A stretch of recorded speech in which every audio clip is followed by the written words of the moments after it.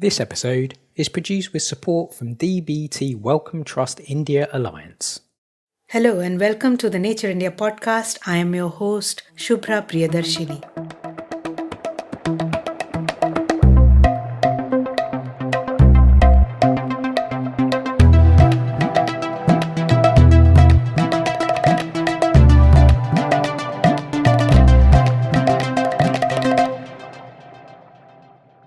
What makes our smartphones smarter?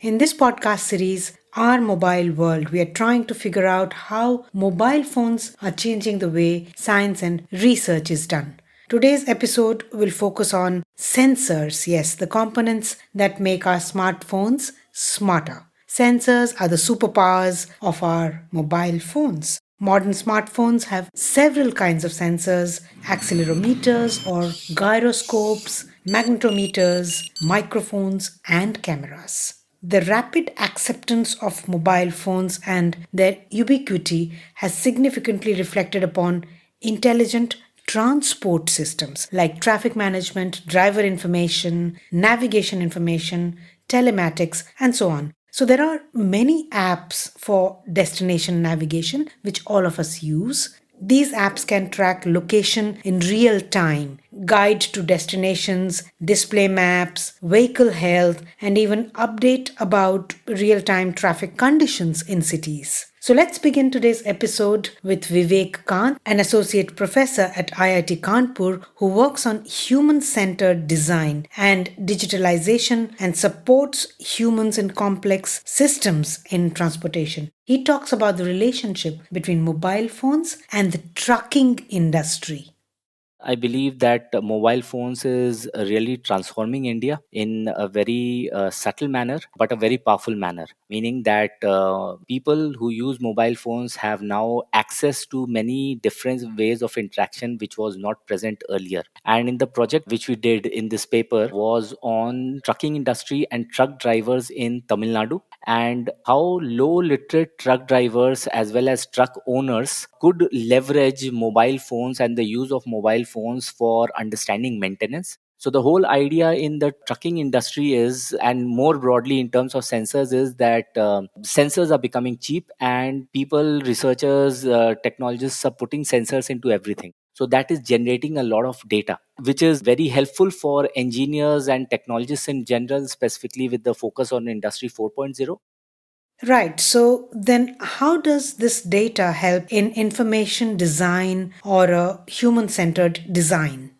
The sensors are giving me a lot of data, and that data can be used for information, and how can we design that information to empower human beings, in this case truck drivers and truck owners. We looked at Salem, Tamil Nadu. In the trucking industry, a large segment is actually run by truck owners who own less than 5 trucks. Now what happens is that when something breaks down in the truck, right, or maybe the driver feels that there is some kind of a sound or some problem is there in the truck, he will inform the truck owner, and the truck owner will then send the truck to his or her, and in most cases it's his, not her, because of the way the whole segment is there. They will send it to their trusted repair people, and the mechanics will go ahead and then make a judgment whether they can repair it or not, or if the issue is really complicated, they'll send it to these OEM garages. So this is how the maintenance industry works over there and many parts of India. How can we bring in some kind of digitalization in this, and using digitalization, how can we empower truck owners? So we know that sensors are already being put into the engines. So a lot of data is already being generated by them. OEMs use that sensor data to understand the engine health. Interesting. So then these data updates reach the drivers through mobile apps.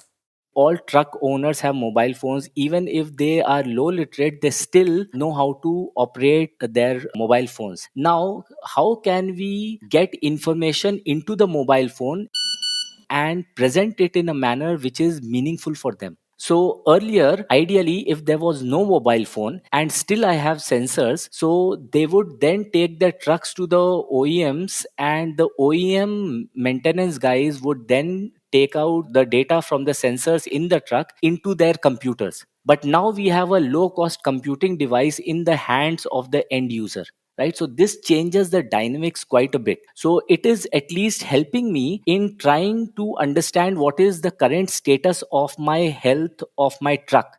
So, how exactly would that play out in practical terms? Meaning that let's say the last time I got my oil changed was maybe 2 months back. Now typically the driver keeps track of this.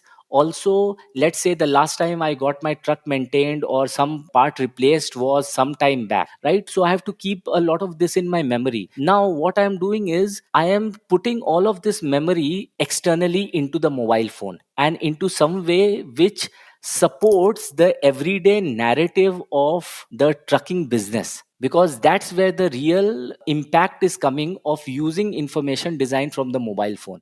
If there was no mobile phone, then people would have resorted to other information devices, but other information devices have not entered into the lives of everyday Indians in the same manner as mobile phones have done. So if India was to think about human centered digitalization very strongly, because what we've done is we've leapfrogged into an era of mobile phones, bypassing the whole computer revolution altogether.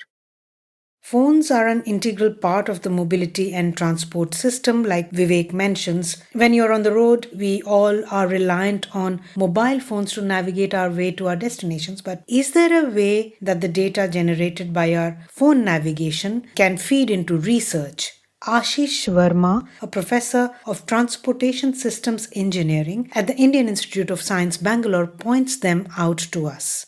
Yeah. So the most basic and obvious thing one can think about is the navigation that all of us do every day.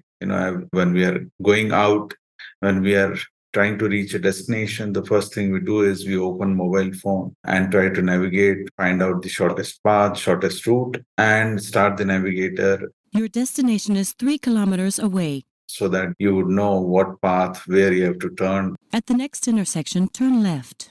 which road to take, and so on. So that has become an integral part, which has happened because of this whole integration of GIS, GPS technology within mobile phone system. Along with that, from our research that we do in transportation systems engineering, mobile phone have become a way in many ways to not just collect data, but also collect information and also use it in many ways for the analysis purpose. For example, the GPS and the tracking that it provides can actually be extremely useful in understanding what route people are taking, what mode people are taking to travel, what are their origin and destination, how much is their travel time, and so on and so forth. The destination is on your left. You have reached your destination. And does this traffic or navigation data come in handy to address other questions, for instance, road infrastructure? There are motion sensors in the mobile phone, which can also give you information about the state of infrastructure, the condition of traffic and congestion, and so on. For example, pothole is a big problem in our country on Indian roads in many urban areas. And with motion sensors, you can actually get the unevenness of the road surfaces. There are many solutions, app-based solutions focusing on these motion sensors that are available in mobile phone for also, getting the condition of the road infrastructure. So these are few examples. Very true. So we can see the navigation, traffic hotspots, the potholes. Also see a network effect or a system. So from that point of view, mobile phone comes quite handy for several of our data requirement in our research. For example, we do data collection about origin destinations, routes that they prefer in different time of the day, gives us an understanding of what is the network level and level of service being offered. We also can understand what mode people are traveling. For example, if we overlay the trajectory of a specific mobile phone with, say, the routes of metro rail network or urban rail network, if there is a clear overlap of trajectory with the network or certain routes of metro rail system, we can very well, assume with reasonable accuracy that the person was using metro for their, travel and trip purpose. And also, if a person is not in a vehicle, right? Like they are walking or cycling. Based on the speed and the travel time that we can derive from the tracking ability of mobile, we can also, assume that if a person has consistently traveled with a speed that falls within walking speeds or cycling speeds, you can also assume that the person was walking or cycling. And likewise, the travel time information would also help us understand the level of traffic congestion at different times in different locations and different corridors. Since we follow demand centric approaches to problem solving transportation engineering, it really gives us a good insight, which can then lead us to understand where, for example, focused interventions of public transport are required, or where, for example, cycling paths are missing. Where do we need to improve walking infrastructure? Is there a last mile and first mile connectivity issue? Right. So, just curious, with so much data available and such rapidly changing technology, how do you see transportation and mobility services evolve in the next few years?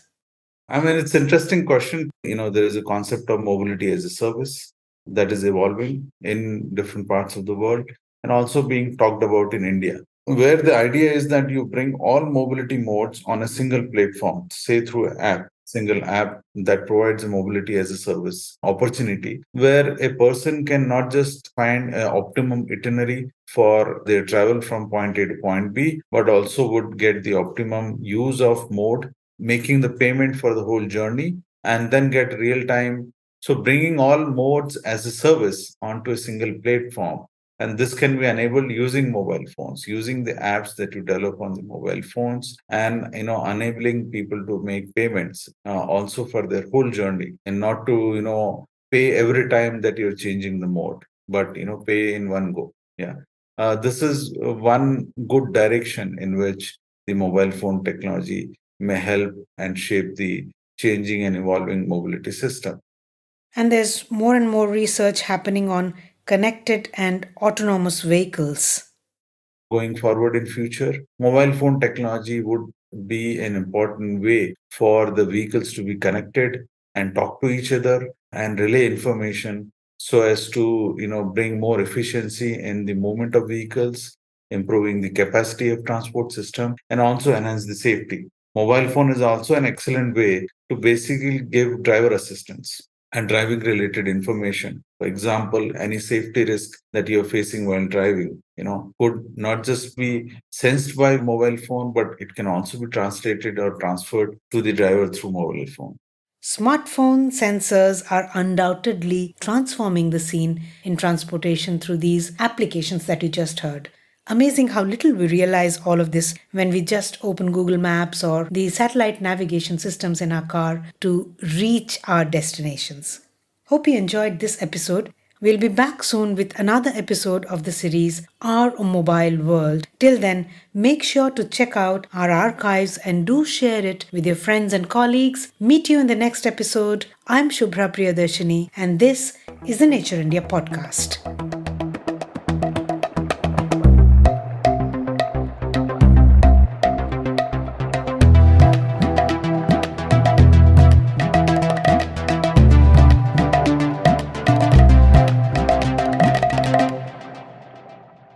This episode is produced with support from DBT Wellcome Trust India Alliance.